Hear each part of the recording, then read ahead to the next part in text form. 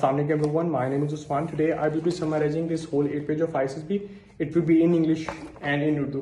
तो सबसे पहले इसमें जो बात की जा रही है वो है कि staying positive plays a very important role और आपको अपने आप पे यकीन होना चाहिए that you can do it. Let's say आप जाके एक दफा ISSB दिए हैं, you have been not recommended, I mean you still have 2 more chances, आप जाके दोबारा नेक्स्ट कोर्स में भी अप्लाई कर सकते हैं. लेकिन जो आपका पहला एक्सपीरियंस रहा है जिसमें आप नॉट रिकमेंड हुए हैं, आपको वहां से कुछ ना कुछ डिफरेंट चीजें जो हैं वो सीखने को जरूर मिली होंगी, तो आप उस पर वर्किंग करके नेक्स्ट कोर्स में रिकमेंड भी हो सकते हैं. तो मैंने it's all about believing in yourself और अपने ऊपर जो वर्किंग करे इस पे काफी ज्यादा जो चीजें आपकी इंप्रूव हो सकती हैं. लेकिन अगर हम एक स्पिरिचुअली तरीके से बात की जाए वो ये है कि कुछ चीजें आपकी किस्मत में लिखी होती हैं. लेट्स से अगर अल्लाह ने आपकी किस्मत में लिखा हुआ फौज में जाना हुआ तो यू विल बी सिलेक्टेड, लेकिन अगर आपकी किस्मत में ना लिखा हुआ यू वॉन्ट बी सिलेक्टेड. अगर आप एक दफा नॉट रिकमेंड हो गए, दो दफा नॉट रिकमेंड हो गए, यू शुड अंडरस्टैंड कि this is an indication from Allah कि वो नहीं चाहता फौज में जाए, because there is something else for you in the market that you can go and work on it and earn a lot of good money. क्योंकि अगर मैं अपने बारे में बताऊं कि I do have a very firm belief in this कि अल्लाह ने हर एक बंदे को एक स्पेसिफिक स्किल से नवाजा है. अब एक अच्छा इंसान वो होगा कि वो अपनी स्किल को जाके तराशे, ना ही कि एक वो मैट्रिक के साथ चले स्कूल यूनिवर्सिटी एक कोई ना कोई जॉब पकड़ के जी पैसे के लिए वो करने लग जाए. I mean it's all about आपने उस स्किल को तराशना. वो कैसे करेंगे? When you get a lot of different experiences, आप जाके जाके एक्सपीरियंस हासिल करेंगे. यू नेवर नो कि you come up with that kind of skill कि यार मेरे पास ये भी स्किल थी, तो that was a skill that was provided by Allah to you. Now you have to go and find out that skill. How? By experiencing different things. आप जब different चीजों को experience करेंगे तब जाके वो आप जो एक skill है उसको जो है वो डेवलप आप कर सकेंगे. तो it's all about believing on your self that you can do it. अगर लिखा हुआ यू विल बी सिलेक्टेड, अगर नॉट तो चीजें फिर भी नहीं होंगी. So let's begin with ISSB में होता क्या है कि I mean it's an opportunity कि आप इस चीज को कैश कर सकते हैं. आपकी जो अपनी पर्सनैलिटी ट्रेट्स हैं आपने वो दिखाने होते हैं. Do not fake things around. आपने दूसरों की पर्सनैलिटीज को कॉपी करते हुए अपने ऊपर इंप्लीमेंट नहीं करना होता, क्योंकि वो आपकी पर्सनैलिटीज जो आपकी बेसिकली आपकी जो पर्सनैलिटीज हैं, जो आपकी स्ट्रेंथ्स हैं, आपने वो अपने निखार के अपने ISSB सिलेक्टर्स को दिखानी होती हैं, जो कि आपका एक प्लस पॉइंट होता है, क्योंकि आपके अंदर कोई यूनिक चीज होती है जो कि बाकी के अंदर नहीं होती. सो इट्स रिकमेंडेड कि आप बाकी डिफरेंट लोगों को कॉपी करते हुए वो चीज ना इंप्लीमेंट करें. जो आपके अंदर खूबी है, जो चीज है, उस पर काम करें. और बाकी जो बायोडाटा फॉर्म फिल करते हुए भी और बाकी चीजें करते हुए भी आप जो स्टेटमेंट्स देते हैं उस पर खास तौर पे आपको ध्यान से देनी चाहिए, फोकस करते हुए देनी चाहिए. लेट्स से फॉर एग्जांपल कुछ बच्चे कहते हैं कि they are very hard working, लेकिन अनफॉर्चुनेटली उनके जो अगर बैकग्राउंड देखा जाए, एजुकेशन बैकग्राउंड, उस पर वो सारा थ्रू आउट उनका सी ग्रेड रहा है. So that what does that mean कि अगर आप हार्ड वर्किंग है तो आपका सी ग्रेड कैसे रहा है throughout the education background. Then कुछ लोग कहते हैं कि हम बहुत ज्यादा नमाजी परहेजी हैं, अगर उनसे दुआई कनूत का पूछ लिया जाए then right away they get blank out. So फिर किस तरह के आप नमाजी हैं?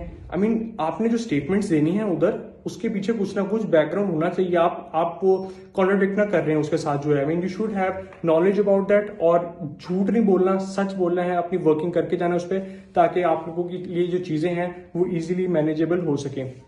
इसके अलावा इसमें जो आपके फादर की इनकम है आपको वो पता होना चाहिए, उनका प्रोफेशन पता होना चाहिए, उनकी डिग्रीज हैं वो पता होना चाहिए. क्योंकि कुछ बच्चों से पूछा जाता है उनको वो भी नहीं पता होता कि हमारे जो अब्बू की सैलरी है वो कितनी है, जो कि बहुत एक बैड इंप्रेशन ज्यादा सेक्टर पे कि आपके अब्बू और आपको पता ही नहीं है कि उनका प्रोफेशन क्या है या वो कितनी सैलरी अर्न कर रहे हैं और कितने घर में कमाने वाले कितने. आपको अपने बहन भाइयों का सारा हिस्ट्री पता होनी चाहिए, उनको क्या पढ़े हैं, क्या चीजें कर रहे हैं और सारी चीजें घर में कमाने वाले कितने, ये सारी चीजें आप पे इस पे वर्किंग करके जानी चाहिए. अगर अब हम बात करें जिसमें ये एक स्टेटमेंट होती है काफी बच्चों की कि जी हमारे थ्रू आउट जो है एजुकेशनल जो बैकग्राउंड जो है उनका सी ग्रेड रहता है. So I mean there should be a very specific reason कि अगर आपका सी ग्रेड आया है, what is the main reason behind it? There should be a genuine reason. For example, आप कह सकते हैं कि जी मैं स्पोर्ट्स में बहुत ज्यादा इन था, मैं इवेंट मार्केटिंग करता था, मैं एज अ कंटेंट क्रिएटर काम करता था, इवेंट ऑर्गेनाइजर था मैं. तो ये एक जेन्युइन रीजन है जो कि आपकी पर्सनैलिटी में नजर भी उनको आएगा कि जी चले ठीक है, अगर he was not studying on that time तो इसने कुछ ना कुछ तो कर रहा था. अगर आप उस आंसर पे बिल्कुल ब्लैंक आउट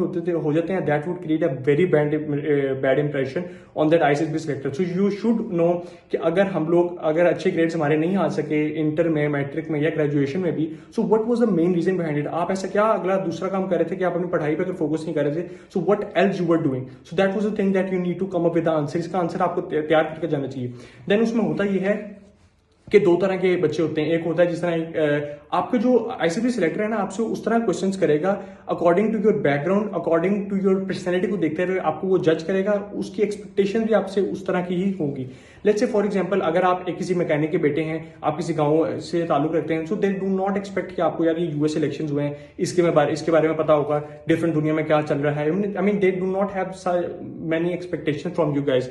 लेकिन अगर आप बिग सिटी से ताल्लुक रखते हैं, लाहौर, इस्लामाबाद, कराची और बाकी जितने भी लाहौर के मेन सिटीज हैं, अगर आप वहां से ताल्लुक रखते हैं, अगर आपके फादर जो है बिजनेसमैन है, अगर आपके फादर जो है वो फौज में है, वो सर्व कर रहे हैं, so mean they do expect a lot of things from you. आपको इंटरनेट का पता है, सोशल मीडिया पे क्या चीजें चल रही हैं, व्हाट इज द ट्रेंड, दुनिया में इस वक्त क्या क्या चीजें चल रही हैं। इलॉन मस्क का आपको पता है उसने क्या क्या चीजें प्रोजेक्ट्स पे काम किया है, किस तरह एआई जो है वो चीजों को चेंज कर रही है। आई mean you should all work on that. और आपको पता होना चाहिए क्यों, क्योंकि आप जाहिर बात है आपने तालीम एक अच्छी हासिल की, आप बिग सिटीज में रहते हैं, आपका सोचने का एक तरीका है वो एक डिफरेंट है। So they do expect a lot of things from you, so you should all work on that one. अगर अब आप बात करें कि जो साइकोलॉजिस्ट टेस्ट आपका होता है, साइक का टेस्ट जो है, उसमें जो आपकी जो है ना बहुत डिफरेंट चीजें जो आपकी मैटर करती हैं। एक ये है कि आपने अपना माइंड बिल्कुल क्लियर रखना है। आपने देखा होगा जो साइक के टेस्ट हैं, जो आपका वैट है, सेंटेंस कंप्लीशन है, पॉइंटर स्टोरी है, पिक्चर स्टोरी है, इसमें आपको जो टाइम इसलिए इतना कम दिया गया होता है क्योंकि आप चीजों को मेकअप ना कर सकें। आपके माइंड में जो चीज on that time on that spot जो चीज आपके माइंड में इस वक्त आ रही है, आपने वही कहनी है। इसलिए आपको जो वैट का एक वर्ड है वो सिर्फ 10 सेकंड्स के लिए आता है, क्योंकि वो आपकी ओरिजिनल पर्सनैलिटी बताता है कि आप क्या हैं अंदर से। आप चीजों को बनावटी करके नहीं लिख सकते। इसलिए जो साइक का टेस्ट का जो टाइम है वो इसलिए कम होता है कि आपकी जो ओरिजिनलिटी है उसको बाहर लेके आ सकें, वो जज कर सकें यार ये बंदा किस तरह का है, क्लियर माइंड है, ज्यादा इमोशनली अनस्टेबल तो नहीं है, ये चीजों को ज्यादा मतलब कि दिल पे तो नहीं ले जाता है, किस तरह चीजों को लेकर चलता है। कल को जाके आपको उन्होंने, आप फौज में होंगे, आप ऑफिसर होंगे, आपके नीचे 30, 40, 50, 100 तक सोल्जर्स की आपकी जो कमांड कर रहे होंगे, आपके पास आपको डिसीजंस मेक करने होंगे कि आप डिसीजंस मेक कर पाएंगे फौज में। आप क्या अंडर प्रेशर जो है डिसीजंस